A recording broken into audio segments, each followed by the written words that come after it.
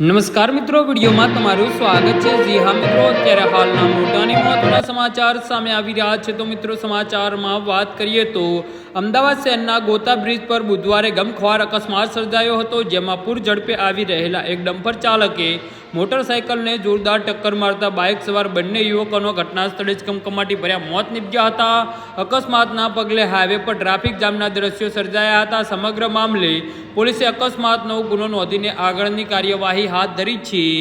જી હા મિત્રો, પોલીસના જણાવ્યા અનુસાર અમદાવાદના ગોતા બ્રિજ પર વાહનોની અવરજવર વધુ હતી તે સમયે આ અકસ્માત સર્જાયો હતો, જેમાં ડમ્પર ચાલકે બાઇકને પાછળથી જોરદાર ટક્કર મારતા બાઇક ચાલક અને પાછળ બેઠેલા યુવકો બંને રોડ પર પટકાયા હતા, જેમાં ગંભીર ઇજાઓ થવાના કારણે બંને વ્યક્તિઓના ઘટના સ્થળે જ મોત નીપજ્યા હતા।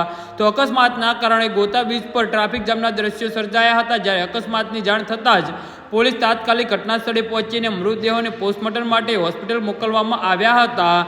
તેમજ બ્રિજ પરનો ટ્રાફિક કામ ચલાઉ ધોરણે નીચેના સર્વિસ રોડ પર ડાયવર્ટ કરાયો હતો અને આ ડાયવર્ઝનના કારણે એસજી હાઈવે અને ગોતા આસપાસના રસ્તાઓ પર વાહનોની લાંબી કતાર લાગી હતી, જેના કારણે વાહન ચાલકોને ભારે હાલાકી ભોગવવી પડી હતી।